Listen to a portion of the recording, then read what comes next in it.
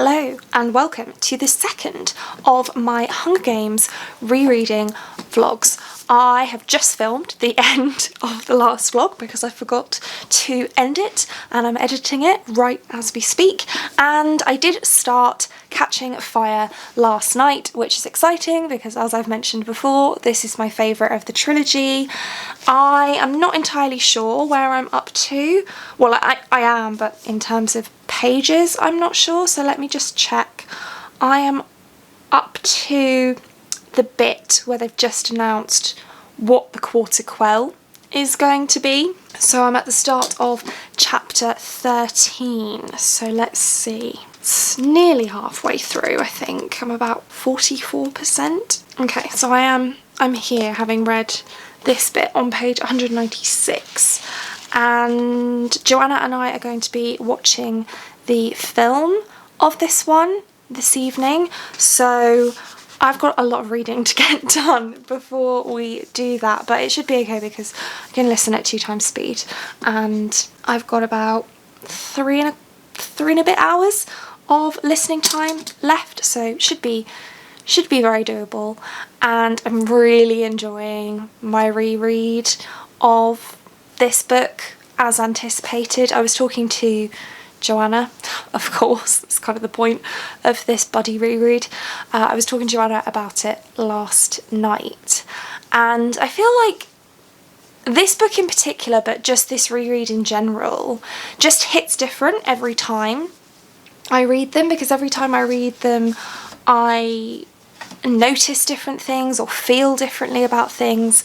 And so, I mean, I suppose this is kind of spoilers, but I feel like, you know, you probably wouldn't be watching this unless you've read the books already, but, you know, if you don't want any spoilers, skip ahead. I was reading the parts where Katniss and Peter are on the victory tour, and President Snow has visited Katniss and told her that basically he's going to kill her family unless she can prove to him and the rest of Panem that she is indeed madly in love with Peter, and that the berries thing wasn't just an act of defiance.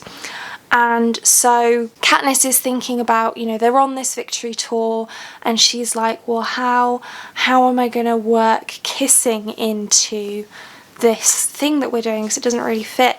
And I thought it was really interesting, and I kind of thought back to when I first read the books and I didn't even question it at that point. I think partly that's because I'm a much more experienced reader. I think on this reread I totted it up last night, and I think I've probably read over 250 books since the last time I read this series, so that's part of it, but also just my age is part of it as well. That when I was younger, I didn't question that. That was just like, yeah, okay, that's her thought pattern. Whereas when I was reading it yesterday, I was like, it's really interesting that her perspective of loving someone is showing physical affection publicly, whereas actually there's so much more to love than just physical affection. And it's particularly interesting when you take into account the conversation that happens around Katniss, that I personally agree with, that she's probably asexual. And, you know, you really, in the first book as well, and continues even more so in this book, you kind of just want to say to these boys, like, leave her alone. She doesn't want to have a sexual or romantic relationship with either of you. She cares about both of you, and she doesn't want to hurt either of you, but that doesn't mean that she wants to be in a relationship with either of you either. And I think that it's a really interesting conversation, and one that happens a lot, particularly around this book, as is the conversation about how trauma is depicted in this one. And this is something that I think Joanna's going to talk about in her video as well, which will be linked in the description, so do make sure that you go and check that out. But I think it's just really interesting the nuance that this book has, and the way that Suzanne Collins shows that there are all different kinds of trauma, and there are all different kinds of ways of dealing with that trauma. So for Katniss, she likes to be solitary, she likes to be independent, and she wants to go back to the way her life was before Prim's name was pulled out of the jar at the reaping. So she wants to go back to hunting in the woods with Gale, and it's almost like she wants to go back to her childhood because that's been taken from her. Gale is now working in the mines, so she can't go hunting with him all the time anyway, and their relationship has changed because of the games, and so she has changed, but she's struggling to deal with that. And of course then she has her nightmares as well, and then Peter, he deals with it by, you know, putting his trauma into his artwork, which Katniss, there's a particular scene where Katniss is like, I hate your paintings, because she can't fathom that as a coping mechanism for him dealing with these horrible experiences that they went through together. And then Katniss's mother, of course, she's traumatized because her daughter went off and she thought she'd never see her again, and she's come back and now life is just never going to be the same again, and so she retreats into helping people and so on and so forth. So everybody is experiencing, I mean, Haymitch is an alcoholic, you know, everybody's experiencing it in a different way, dealing with it in a different way, most of them not in a particularly healthy way actually, and I find that a really interesting conversation. And then there's just so much care taken with this book in particular. So I mentioned in my Hunger Games vlog that as I was rereading it, I was noticing little bits and pieces that I had forgotten, which aren't necessarily hugely important to the story, but were just nice additions. But actually, that's not entirely true, and it's even less true for this one, because I feel like Suzanne Collins puts in these little bits of information that they're not relevant, or at least they don't seem relevant, but they actually are. So like there's a scene in the Hunger Games where Katniss has her tracker put in, and that features in the film as well. Actually, I don't know if it features in the book. It might have just been in the film, and it's really not even relevant to the Hunger Games, but it's hugely relevant to the events that happen towards the end of Catching Fire.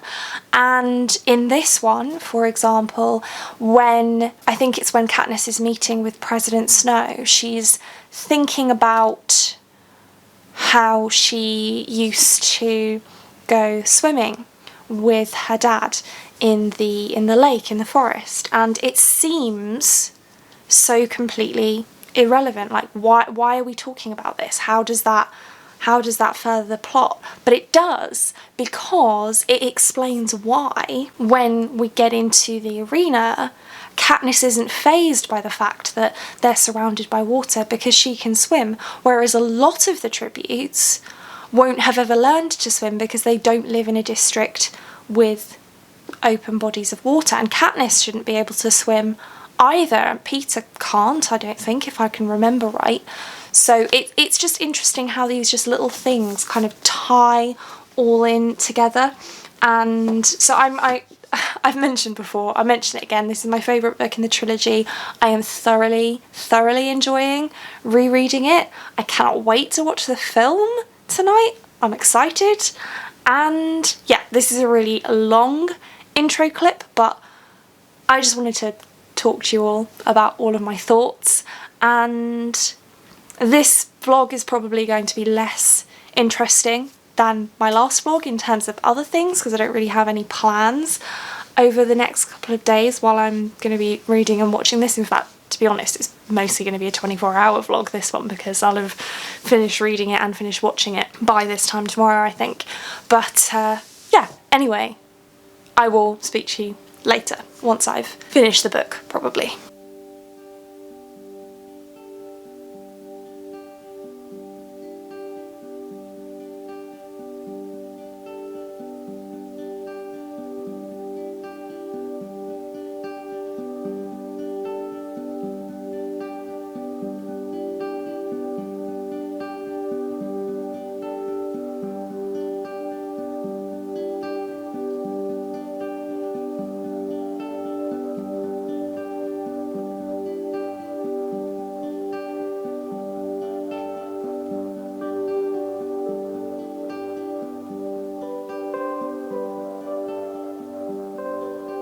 I did indeed finish Catching Fire.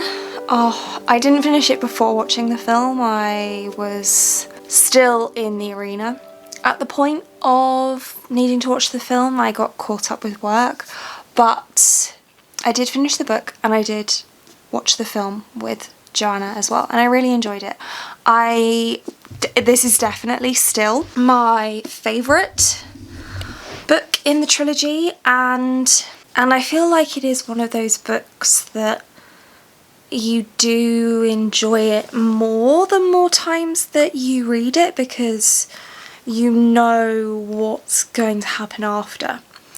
So I think the film does really well with that as well, because the books themselves are all from Katniss's perspective. But in the film of Catching Fire, you get to spend some time seeing what Plutarch is doing behind the scenes in the capital, behind the scenes of the games, I mean, in the capital. And he's playing a really dangerous game with President Snow there, and I think it's a really interesting addition. So it does mean that there are some scenes that were in the book that you lose, such as Katniss meeting the escapees from District 8 in the woods, but I feel like that was necessary for the film, because it meant that they wouldn't have to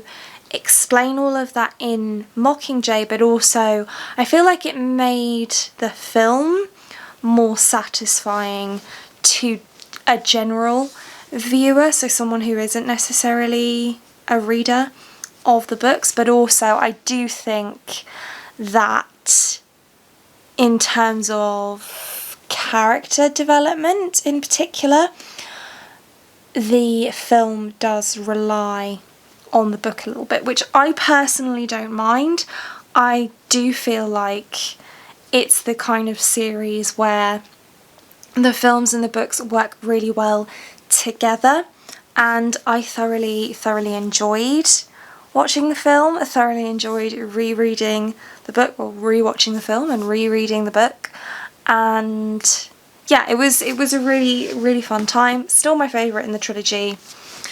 Really enjoyed myself. But yeah, this has been fun. I'm going to be moving on now to reading Mockingjay. Check out Ponderful Books down in the description.